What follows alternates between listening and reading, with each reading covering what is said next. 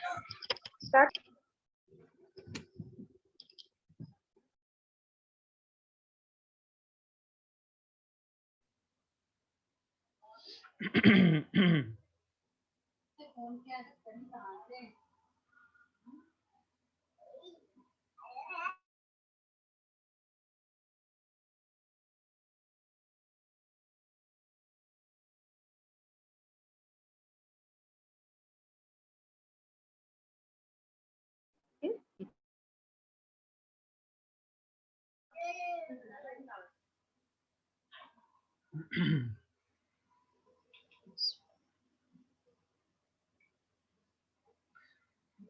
السلام علیکم ورحمۃ اللہ. انشاءاللہ جلدی شیخ جوائنڈ ہو گئے, 2 منٹ ویٹ کیجیے.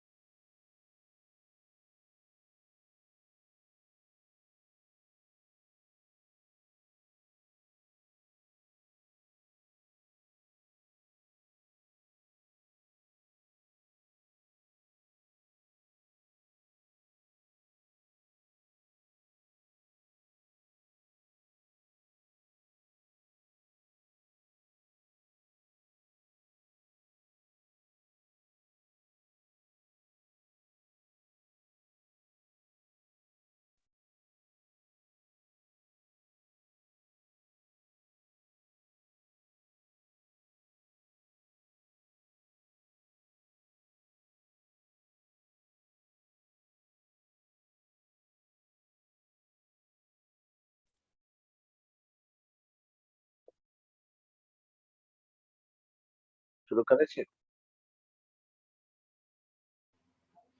جی شیخ بسم اللہ کیجیے.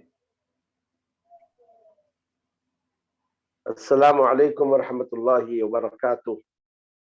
الحمد للہ رب العالمین والصلاة والسلام علی رسولہ الامین وعلی آلہ واصحابہ ومن تبعہم بإحسان الی یوم الدین. اعوذ باللہ من الشیطان الرجیم. بسم اللہ الرحمن الرحیم.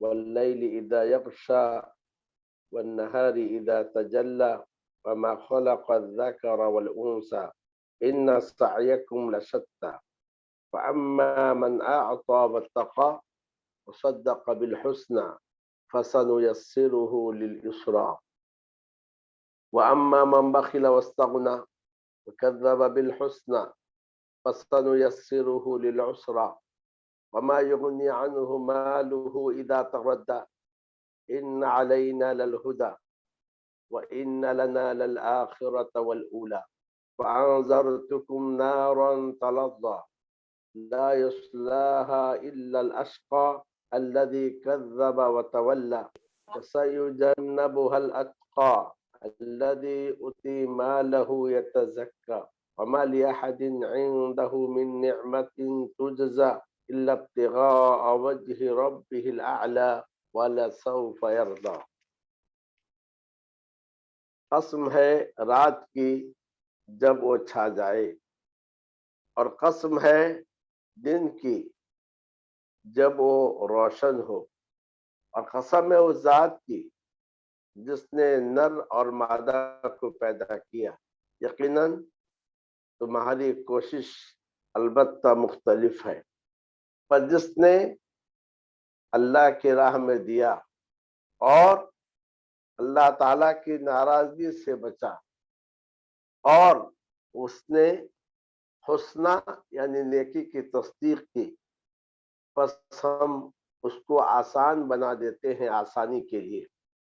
اور جس نے بخیلی کی اور اپنے رب سے بے پرواہی برتی اور اس نے حسنہ यानी नेकी को झुटलाया, बस हम उसे आसान बना देते हैं मुश्किल के लिए, और उसका माल उससे कुछ काम नहीं आएगा जब वो हलाक हो जाएगा। यकीनन हम पर अलबत्ता हिदायत का बयान है, और बेशक हमारे लिए अलबत्ता आखिरत और दुनिया है।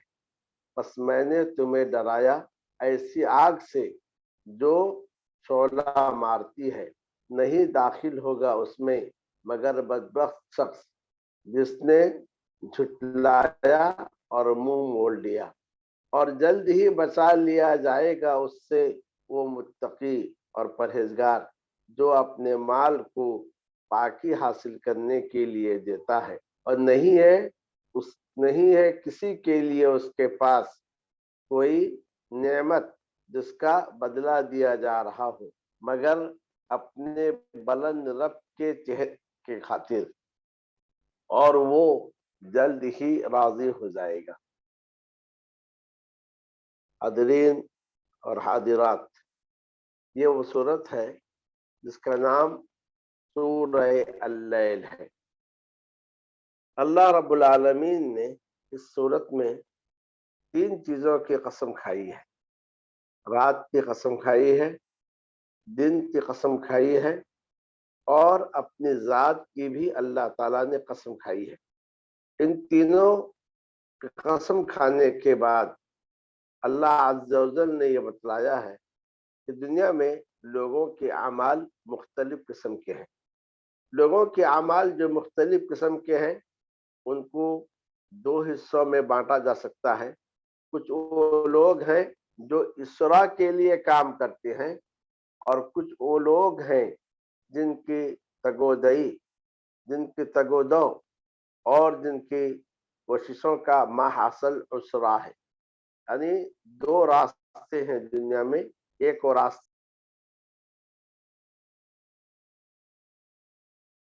में 2 रास्ते हैं। एक वो रास्ता है जिसको युसरा कहा जाता है, और दूसरा वो रास्ता है जिसको उसरा कहा जाता है। तो भैया दुनिया में लोगों की जो कोशिशें हैं 2 किस्म की हैं। कुछ लोग युसरा के लिए काम करते हैं, और कुछ लोग ऐसे हैं जो उसरा के लिए काम करते हैं। अब इसके बाद अल्लाह अज़्ज़ा व जल ने ये बतलाया कि हिदायत के राह को बतलाना ये अल्लाह की जिम्मेदारी है। तो अल्लाह अज़्ज़ा व जल ने युसरा और उसरा दोनों रास्ते बतला दिए, और ये भी बतलाया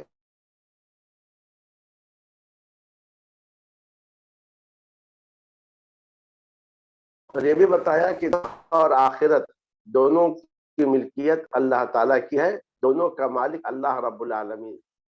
अब इसके बाद अल्लाह अज़्ज़ा व जल ने ये बतलाया कि जहन्नम में कौन जाएगा और जन्नत में कौन जाएगा। तो भैया इस सूरत में 3 चीजों की कसम खाई गई है, 3 बातों की कसम खाई गई है, और उसके बाद ये बतलाया गया कि लोग जो इस दुनिया में जी रहे हैं, लोगों की कोशिशें और लोगों का तगोदो अलग अलग किस्म का है, और लोगों के जो मुख्तलिफ आमाल हैं उनको 2 हिस्सों में बांट सकते हैं। कुछ लोग युसरा के रास्ते पे चलते हैं, और कुछ लोग उसरा के रास्ते पे चलते हैं। और उसके बाद आखिर में बतलाया गया कि दोनों का अंजाम क्या है। जो इसरा पे चलते हैं उनका अंजाम क्या है? उनका अंजाम जन्नत है। जो उसरा पे चलते हैं उनका अंजाम जहन्नम है। वह इस सूरत में हिदायत की राह क्या है उसको बतलाया गया है, और ये बतलाया गया है कि जो हिदायत की राह पर चले उसका क्या अंजाम है, और जो गुमराही की राह पर चले उसका क्या अंजाम है। आइए इस मजमून को सामने रखते हुए हम इस सूरत की तशरीह जानने की कोशिश करें।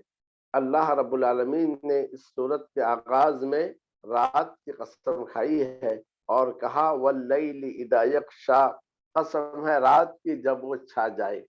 इस सूरत की पहली आयत वल्लैल से ही इस सूरत का नाम अल-लैल रखा गया है। गोया रात की कसम खाई गई جبکہ وہ چھا جائے، یعنی جب دن کی روشنی ختم ہو جائے اور رات کی ظلمت اور اندھیری پھیل جائے، اور دن کی قسم کھائی کہ جب وہ روشن ہو، یعنی جب دن کی روشنی پھیل جائے اور رات کی سیاہی ختم ہو جائے، تو وہ رات اور دن یہ دونوں آپس میں ایک دوسرے کے لیے ضد ہیں، ایک دوسرے کے لیے متضاد ہیں۔ اور اس کے بعد اللہ رب العالمین نے اپنی قسم کھائی کہ اور اس ذات کی قسم جس نے نر اور مادہ کو پیدا کیا، جیسا کہ اللہ رب العالمین نے فرمایا وَخَلَقْنَاكُمْ أَزْوَاجًا، اور ہم نے تم کو جوڑے جوڑے پیدا کی۔ ایک اور جگہ اللہ رب العالمین نے فرمایا وَمِن كُلِّ شَيْءٍ خَلَقْنَا زَوْجَيْنِ، ہر چیز سے ہم نے جوڑے جوڑے پیدا کیے، یعنی نر اور مادہ ہم نے پیدا کیے۔ تو نر اور مادہ یہ بھی آپس میں ایک دوسرے کے لیے متضاد ہے۔ تو اللہ رب العالمین نے قسم میں متضاد چیزوں کا ذکر کیا، رات کا ذکر کیا، دن کا ذکر کیا، نر اور مادہ کا ذکر کیا۔ ان متضاد چیزوں کا ذکر کرنے کے بعد اللہ رب العالمین نے بتلایا کہ لوگوں کے اعمال بھی متضاد ہیں۔ کچھ لوگ نیکی کے راستے پہ چلتے ہیں، تو کچھ لوگ ایسے ہیں جو کفر اور نفاق کے راستے پہ چلتے ہیں، تو دونوں کو جو ہے بتلایا گیا۔ تو گویا چونکہ لوگوں کے متضاد اعمال کو بتلانا ہے، تو لوگوں کے متضاد اعمال کو بتلانے کے لیے اللہ عز و جل نے جن چیزوں کی قسم کھائی ہے وہ بھی آپس میں ایک دوسرے کے متضاد ہیں۔ رات کی قسم کھائی، دن کی قسم کھائی، اور نر اور مادہ کی تخلیق کا ذکر کیا۔ اور یہ بھی آپ کہہ سکتے ہیں کہ اللہ عز و جل نے اس صورت میں رات اور دن کی قسم کھائی ہے اس لیے کیونکہ لوگوں کے جو اعمال ہیں یا تو وہ رات میں ہوتے ہیں یا پھر وہ دن میں ہوتے ہیں۔ گویا اعمال کا ظرف، اعمال کا زمانہ یا تو رات یا تو دن ہوتا ہے، اس لیے اللہ عز و جل نے رات اور دن کی قسم کھانے کے بعد بتلایا کہ رات اور دن اس بات پر گواہ ہیں کہ لوگوں کے اعمال بھی مختلف ہیں۔ تو اللہ رب العالمین نے رات کی قسم کھائی جبکہ وہ چھا جائے، دن کی قسم کھائی جب وہ روشن ہو، اور اس کے بعد اپنی قسم کھائی کہ جس نے نر اور مادہ کو پیدا کیا۔ یا کہ ماں کو مصدری معنی میں لیا جائے، پہلا معنی تھا موصول کا، اور اگر ماں کو مصدری معنی میں لیا جائے مطلب نر اور مادہ کے تو پیدا کیے جانے کی قسم، گویا اس میں نر اور مادے کا بھی تخلیق کا ذکر کیا گیا۔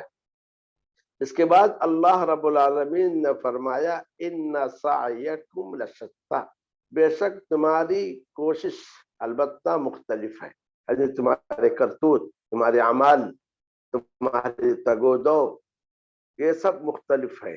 مختلف کیسے ہیں اس کے آگے تفصیل آ رہی ہے۔ فَأَمَّا مَنْ أَعْطَى وَاتَّقَى، پس رہا وہ شخص جس نے دیا اور بچا۔ جس نے دیا یعنی جس نے خرچ کیا، جس نے اللہ کے راہ میں خرچ کیا، جس نے اس راہ میں دیا جو کہ جس کا اللہ عز و جل نے حکم دیا ہے، تو رہا وہ شخص جس نے دیا یعنی اللہ کے راہ میں دیا، واتقا اور بچا، یعنی اللہ کے راہ میں خرچ کیا اور اللہ کے عذاب اور ناراضگی سے بچتے ہوئے زندگی گزارا۔ یہ اللہ کے راہ میں خرچ کیا اور اللہ تعالیٰ کے اور محارم سے بچا، بس رہا وہ شخص جس نے دیا اور بچا اور حسنہ کی تصدیق کی۔ حسنہ سے مراد کیا ہے؟ حسنہ سے ایک تو مراد یہ ہے کہ اس نے لا الہ الا اللہ کی تصدیق کی، کیونکہ اگر توحید نہ ہو تو نہ اس خرچ کرنے کا کوئی فائدہ ہے، اور اگر توحید نہ ہو تو پھر جو ہے سارے کے سارے نیکیوں کا کوئی فائدہ نہیں ہے۔ تو لہذا تقوی اپنانے کے ساتھ اللہ کے راہ میں خرچ کرنے کے ساتھ اس بات کی ضرورت ہے کہ انسان لا الہ الا اللہ کی تصدیق کرے۔ یا پھر حسنہ کا دوسرا معنی یہ ہے کہ جس نے مکافات عمل کی تصدیق کی، یعنی اس بات کی تصدیق کی کہ جو اللہ کے راہ میں دیتا ہے اور اللہ تعالیٰ کے محارم سے بچتا ہے، اللہ عز و جل کل قیامت کے روز اسے اس کا ثواب دیں گے۔ یعنی جو یہ کام ثواب کی نیت سے کرتا ہے، جیسا کہ وہ حدیث آپ نے بارہا سنی ہوگی، من صام رمضان ایمانا و احتسابا، جو رمضان کا روزہ رکھے ایمان کے ساتھ اور اجر و ثواب کی امید کے ساتھ۔ تو حسنہ کا مطلب یہ ہے کہ اجر و ثواب کی امید، اجر و ثواب کی تصدیق کرتا ہے۔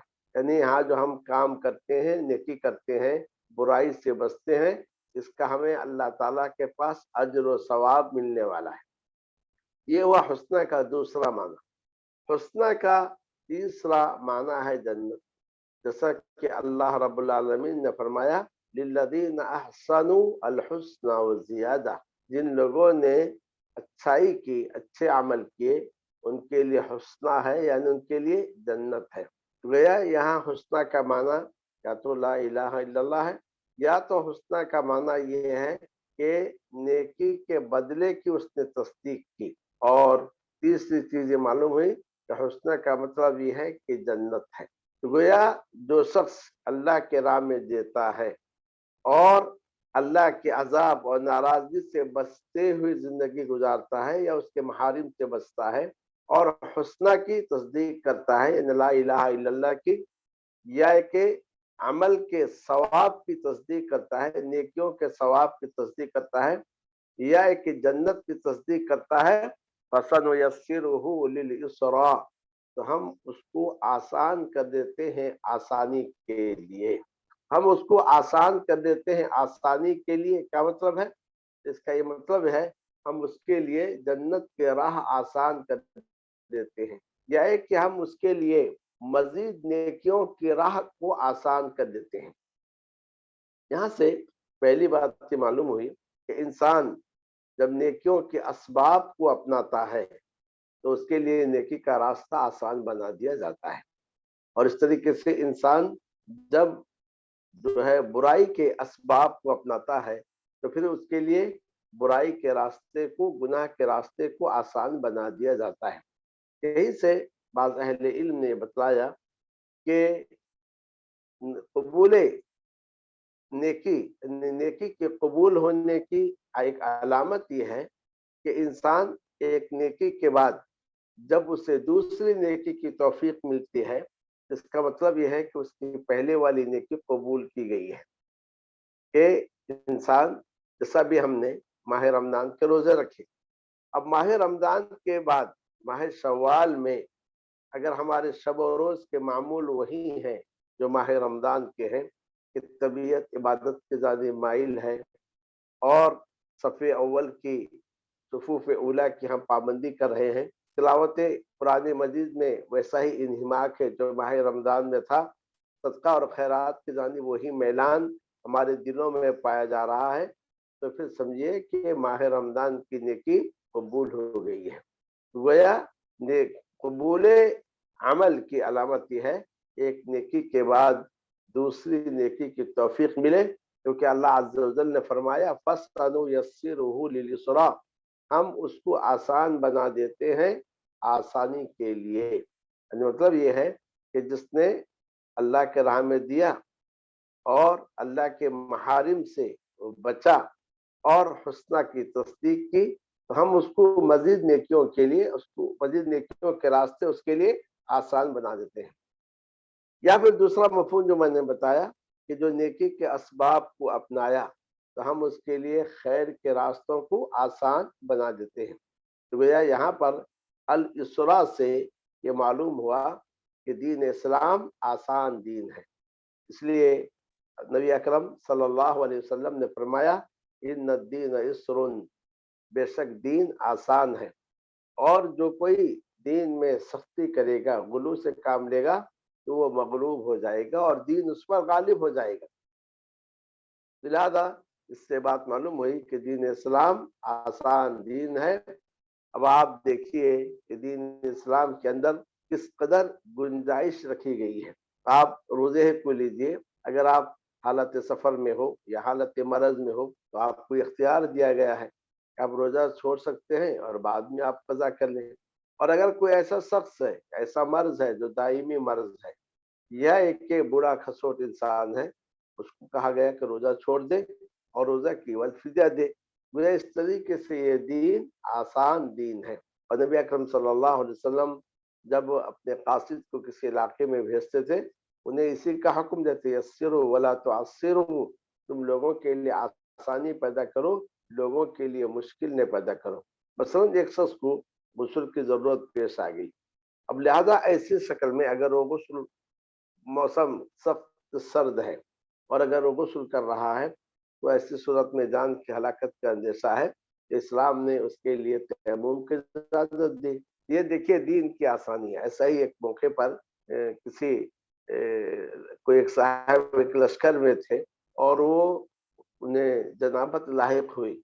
उन्होंने लोगों से मसला पूछा, क्या मेरे लिए तयम्मुम की गुंजाइश है? लोगों ने कहा नहीं, तुमको गुस्ल करना ही होगा, क्योंकि जंग में वो जख्मी हो गए थे। गुस्ल किए तो इसी गुस्ल के सबब उनका इंतकाल हो गया। नबी अकरम सल्लल्लाहु अलैहि वसल्लम ने फरमाया, क़तलूहु क़तलहुमुल्लाह, इन्होंने इसे कत्ल किया, अल्लाह इन्हें कत्ल करे। वे इससे बात मालूम हुई कि दीन इस्लाम आसान दीन है और इस दीन के अंदर बहुत सारी गुंजाइश पाई जाती है। वे अल इसरा से जानिब इशारा है कि ऐसे शख्स के लिए जो अल्लाह के राह में खर्च करता है, अल्लाह ताला के महारिम से बचता है और हुस्ना की तस्दीक करता है, उसके लिए इस्लाम पर चलना आसान बना दिया जाता है। अब इसके मुकाबिल में दूसरे गिरोह का अल्लाह ने जिक्र किया, व अम्मा मन बखिला वस्तगना, और रहा वो शख्स जिसने बखीली की और बेनियाजी बरती। बखीली की यानी अल्लाह के राह में खर्च करने से बखीली की, चाहे सदकात हो,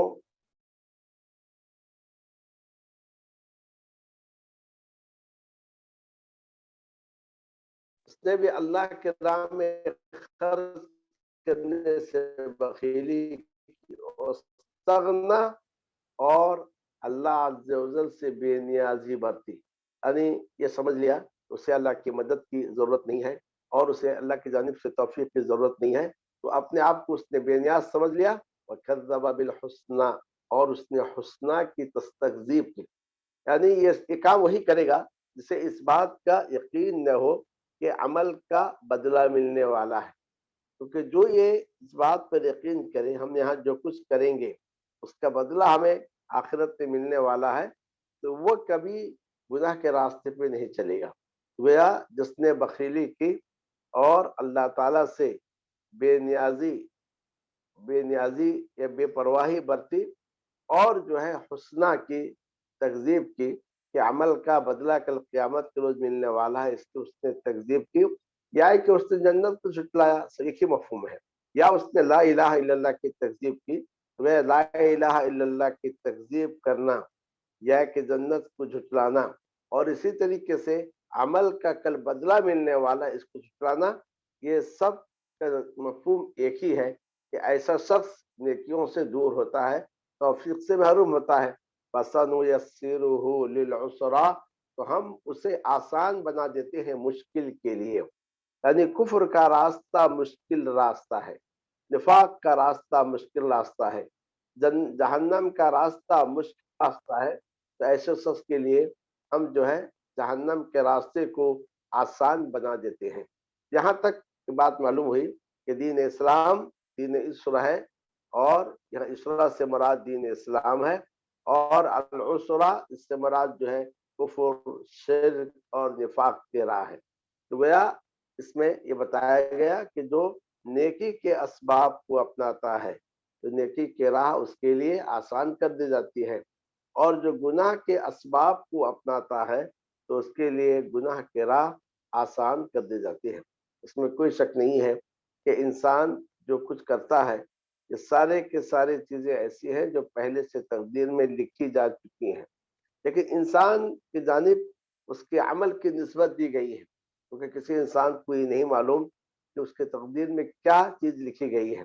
नेकी जो करता है तो उसका कसब, उसकी कमाई उसके अपनी जानिब से है, और जो गुनाह के रास्ते पे चलता है वो भी खुद से करता है, क्योंकि उसको नहीं मालूम कि तकदीर में क्या चीज लिखी गई है। اس کے لیے آپ دیکھیں گے قرآن مجید میں وَعَمِلُوا الصَّالِحَاتِ کہ عمل کی نسبت کدھر کی گئی؟ عاملوں کی جانب کی گئی، کام کرنے والوں کی جانب کی گئی. والذین کسبوا السیئات، اور وہ لوگ جنہوں نے برائی کو کمایا. تو گویا بندہ کسب کی نسبت بندے کی جانب ہے. تو اللہ عز و جل نے دو الگ الگ گروہ کا ذکر کرنے کے بعد، یا دو الگ الگ کوششوں کا ذکر کرنے کے بعد، یا دو الگ الگ راستوں پر چلنے والوں کا تذکرہ کرنے کے بعد وَمَا يُغْنِي عَنْهُ مَالُهُ إِذَا تَرَدَّى، اور اس کا مال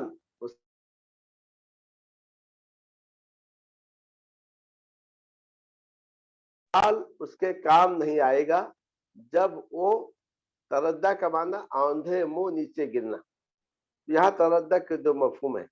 ایک تو مفہوم یہ ہے کہ جب اسے موت آ جائے، جب موت آ جائے تو یہ مال اس کے کچھ کام نہیں آئے گا. اور دوسرا معنی اس کا یہ ہے کہ جب کل وہ جہنم میں گرے گا تب اس کا یہ مال اس کے کام نہیں آئے گا. لہذا انسان کو چاہیے کہ مال کی محبت کو دل میں بسانے کے بجائے، کیونکہ اس سے بہت ساری خرابیاں انسان کے اندر پیدا ہوتی ہے، اس مال کو اللہ کے راہ میں خرچ کرتا رہے. وَمَا يُغْنِي عَنْهُ مَالُهُ إِذَا تَرَدَّى، اور اس کا مال اس کے کام نہیں آئے گا جب وہ ہلاک ہو جائے، یعنی جب اسے موت آ جائے یا کہ اسے اوندھے منہ جہنم میں گرا دیا جائے. اب اس کے بعد اللہ رب العالمین نے فرمایا إِنَّ عَلَيْنَا لَلْهُدَى، بے شک ہم پر البتہ ہدایت ہے، یعنی راہ دکھلانا. خدا راہ دکھلانا ہے، تو گویا راہ دکھلانا یہ ہماری ذمہ داری ہے. تو ہم نے راہ بتلا دی ہے. تو اللہ عز و جل نے رائے حق بتلا دی ہے، اور آج سے نہیں بلکہ اس وقت جب کہ اللہ عز و جل نے آدم علیہ السلام کو زمین پر اتارا، اسی وقت اللہ عز و جل نے راہ حق کے لیے کسوٹی، ایک معیار بنائی اور فرمایا فَإِمَّا يَأْتِيَنَّكُم مِّنِّي هُدًى فَمَن تَبِعَ هُدَايَ فَلَا خَوْفٌ عَلَيْهِمْ وَلَا هُمْ يَحْزَنُونَ. جب تمہارے پاس میری جانب سے ہدایت آئے، جو ہدایت کی اتباع کرے نہ ان پر کوئی خوف ہوگا اور نہ وہ غمزدہ ہوں گے. تو گویا ہدایت، راہ ہدایت کیا ہے، اور وہ راہ ہدایت کو جاننے کا معیار کیا ہے؟ تو وہ یہ ہے کہ یہ اللہ عز و جل کی جانب سے ہو اور اس پر وحی کی مہر لگی ہوئی ہو. اس لیے امام بخاری رحمہ اللہ نے اپنی کتاب صحیح البخاری میں سب سے پہلے جس کتاب یا جس باب کو ذکر کیا ہے وہ کتاب الوحی ہے. یہ بتلانے کے لیے جیسے قرآن مجید جو وحی ہے، اسی طریقے سے احادیث شریفہ بھی وحی ہیں. نبی اکرم صلی اللہ علیہ وسلم نے فرمایا الا انی اوتیت الکتاب ومثلہ معہ، سن لو مجھے قرآن دیا گیا اور اس کے ساتھ کچھ جیسی ایک اور کتاب دی گئی. اللہ رب العالمین نے فرمایا ان علینا للہدی، یقیناً ہم پر البتہ راہ دکھلانا ہے، ہدایت کو واضح کرنا ہے ہماری ذمہ داری ہے. وَإِنَّ لَنَا لَلْآخِرَةَ وَالْأُولَى، اور بے شک ہمارے ہی لیے البتہ آخرت اور دنیا ہے، یعنی ہم آخرت اور دنیا دونوں کے ہم ہی مالک ہیں. لہذا انسان کو چاہیے دنیا گزارے اللہ تعالیٰ کے محارم سے بچتے ہوئے، اس کی ناراضگی سے بچتے ہوئے، اور اللہ عز و جل کی خوشنودی کے خاطر اور اس کے چہرے کو سامنے رکھتے ہوئے زندگی گزارے.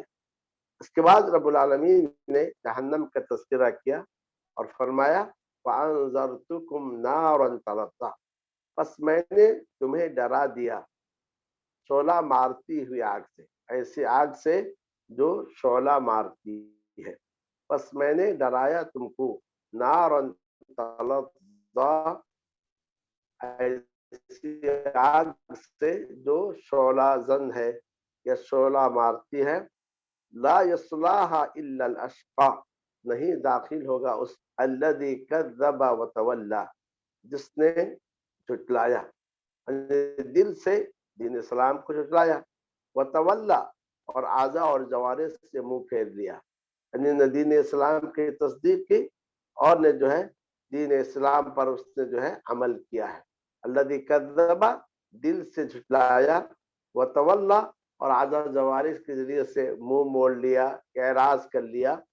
گویا اللہ رب العالمین نے جہنم کا تذکرہ کیا اور کہا جہنم भड़क 16 मारती हुई आग है, और इसमें वही दाखिल होगा कि जो दीन इस्लाम को दिल से झुठला देता है और आज़ा और जवारे से एराज करता है, उस पर अमल नहीं करता है। बाज़ बातिल फ़िरक़ों ने इससे इस्तिदलाल किया कि जैसा कि मुर्जिया वगैरह हैं, वो कहते हैं कि जहन्नम में सिर्फ काफिर ही जाएंगे। और इसका मतलब वो ये लेते हैं कि वो मुसलमान जिन्होंने कबीरा गुनाह किया है, तो कबीरा गुनाह की वजह से वो जहन्नम में नहीं जाएंगे, क्योंकि अल्लाह ताला ने फरमाया ला इस्लाह इल्लल अश्का अल्लज़ी कज़्ज़बा व तवल्ला। तो कबीरा गुनाह के मुर्तकिब हैं, तो उन्होंने तो तकज़ीब नहीं की है, उन्होंने तो एराज नहीं किया है, तो गोया नेकियों के साथ तस्दीक के साथ कुछ गुनाह या कबाइर का उन्होंने इर्तिकाब किया है। तो उसका जवाब ये है कि ला इस्लाह से मुराद ये है कि अबदी तौर पर दाखिल होने वाले, हमेशा हमेशा दाखिल होने वाले ये लोग हैं। लेकिन जो है जिन्होंने कबाइर का इर्तिकाब किया है और बगैर तौबा किए मरे हैं, जैसा कि दीगर आयात में है और अहादीस में इसका तज़किरा है कि अल्लाह अज़्ज़ व जल की मशीयत के तहत व यग़फ़िरु मा दून ज़ालिका लिमन यशा, ये अल्लाह की मशीयत के तहत है। अल्लाह अज़्ज़ व जल चाहे तो इन्हें बगैर सजा देकर जन्नत में भेज दे, या अल्लाह अज़्ज़ व जल चाहे तो उन्हें जहन्नम में भेजेगा, फिर शफाअत करने वालों की शफाअत के जरिए से उन्हें जहन्नम से निकाल कर जन्नत में भेजेगा। उसके बाद रब्बुल आलमीन ने जहन्नम से कौन बचेगा उसका जिक्र करके फरमाया, वसयुजन्नबुहल अतक़ा, और जल्द ही बचा लिया जाएगा उससे, दूर रखा जाएगा उससे वो मुत्तकी, अल्लज़ी युअती मालहू यतज़क्का, जो अपने माल को देता है पाकी हासिल करने के लिए। यानी जो शख्स अल्लाह की राह में माल को खर्च करता है और खर्च करने का मकसद रियाकारी नहीं है, नमूद नहीं है, या एक दिखावा नहीं है, बल्कि वो अल्लाह की राह में माल खर्च करता है यतज़क्का, पाकी हासिल करने के लिए, तो ये शख्स आग से बचा लिया जाएगा। इसलिए आप देखेंगे अल्लाह रब्बुल आलमीन ने कुरान मजीद में जहन्नमियों का जो तज़किरा किया है कि जब उनके पास मौत आती है, तो मौत आते वक्त वो किस चीज़ का तमन्ना करते हैं, तो इस बात का वो तमन्ना करते हैं कि काश जो है उन्हें मौका मिले और अल्लाह की राह में खर्च करें। इससे इन्फाक की अहमियत मालूम होती है कि इन्फाक से इंसान अल्लाह के अजाब से, उसकी नाराज़गी से बचता है, जहन्नम से अपने आप को बचा लेता है। प्यारे नबी सल्लल्लाहु अलैहि वसल्लम ने फरमाया, इत्तक़ुन्नारा वलो बिशिक्क़ि तमरा, आग से तुम बचो चाहे खजूर के एक टुकड़े के जरिए ही क्यों न हो। और इससे ये बात मालूम हुई कि माल से तज़किया हासिल होता है, नफ्स का भी तज़किया होता है, बुख़्ल से, हिर्स से, हसद, कीना और बुग़्ज़ से, और इस तरीके से माल का भी तज़किया होता है। वमा लिअहदिन इंदहु मिन निअमतिन तुजज़ा, और नहीं है उसके लिए, नहीं है उस किसी के लिए उसके पास कोई एहसान जो चुकाया जा रहा है। यानी ये जो किसी को माल दे रहा है, किसी पे खर्च कर रहा है, किसी गुलाम को खरीद के जो आज़ाद कर रहा है, इसलिए नहीं कि उस पर किसी का एहसान है, वो उस एहसान को चुका रहा है। सिर्फ उसका मकसद ये है इल्ला इब्तिग़ाअ वजहि रब्बिहिल आला, सिर्फ अपने बुलंद रब के चेहरे के खातिर उस काम को अंजाम दे रहा है। इससे अल्लाह अज़्ज़ व जल की एक सिफत मालूम हुई कि रब्बुल आलमीन के लिए वजह और चेहरा है। लेकिन वो चेहरा कैसे है? जैसे उसकी ज़ात है, जैसे उसके, और वो चेहरा मखलूक के मुशाबिह नहीं है, बल्कि जैसे उसकी ज़ात है वैसे ही उसका उसका जो है चेहरा है। और ये फरमाया कि ये शख्स जो अल्लाह के नाम में माल खर्च करता है, अल्लाह अज़्ज़ व जल के चेहरे के खातिर उसके चेहरे को सामने रखते हुए, वलसौफ यरज़ा, और जल्द ही अल्लाह अज़्ज़ व जल राज़ी हो जाएगा, क्योंकि वो अल्लाह अज़्ज़ व जल की रज़ा के खातिर माल खर्च करता है, तो लिहाजा अल्लाह ताला भी उससे राज़ी हो जाएगा। इससे हमें ये दर्स मिलता है कि हमें चाहिए कि इन्फाक हो, या कि कोई भी अमल हो करते हुए अल्लाह की रज़ा और उससे खुशनुदी को पेश नज़र रखें, और अल्लाह ताला की रज़ा ये सारी नेमतों में से सबसे बड़ी नेमत है। कल जब जन्नतियों को जन्नत में दाखिल किया जाएगा, मुख्तलिफ किस्म की नेमतों से महजूज हो रहे होंगे, तो वहाँ पर जन्नतियों से कहा जाएगा कि मैं अब उहिल्लु अलैकुम रिज़वानी, فلا اسخط علیکم ابدا، اب میں تم پر اپنی رضا اور خوشنودی کو اتار رہا ہوں، اب میں تم سے کبھی ناراض نہیں ہوگا۔ تو جنتی کہیں گے اس نعمت کے مقابل میں ساری کی ساری نعمتیں ہیچ ہیں۔ تو اس صورت سے سب سے بڑا درس ہمیں جو ملتا ہے وہ یہ ہے کہ ہم جو کچھ اس دنیا میں تگ و دو کرتے ہیں، اور اس دنیا میں جو کچھ ہم کوششیں کرتے ہیں، اس دنیا میں جو بھی ہم اعمال کرتے ہیں، تو ہمارے پیش نظر جنت ہونی چاہیے، اور ہمارے پیش نظر اللہ عز و جل کی رضا اور اس کی خوشنودی ہونی چاہیے۔ اسی لیے اللہ عز و جل اپنے نیک بندوں کا تذکرہ کرتے ہوئے فرماتا ہے وَيُطْعِمُونَ الطَّعَامَ عَلَىٰ حُبِّهِ مِسْكِينًا وَيَتِيمًا وَأَسِيرًا إِنَّمَا نُطْعِمُكُمْ لِوَجْهِ اللَّهِ لَا نُرِيدُ مِنكُمْ جَزَاءً وَلَا شُكُورًا۔ یہ جو مسکین کو، یتیم کو اور قیدی کو کھلاتے ہو، کہتے ہیں ہم تم سے کوئی بدلہ شکریہ کے کلمات سننا نہیں چاہتے ہیں، انما نطعمکم لوجہ اللہ، ہم تمہیں اللہ کے چہرے کے خاطر اور اس کی خوشنودی، اس کے رضا کے خاطر ہم تمہیں کھلا رہے ہیں۔ وہ کوئی بھی نیکی ہو، کوئی بھی عمل ہو، سے اللہ کی رضا، اس کی خوشنودی کے لیے انجام دینی چاہیے۔ لہذا جب آپ انفاق کا کام اللہ کے چہرے کی خاطر کریں گے، اللہ تعالیٰ کو خوش کرنے کے لیے کریں گے، اس کے رضا کے خاطر کریں گے، تو پھر اس کے بدلے وہ رب بھی آپ سے راضی ہو جائے گا۔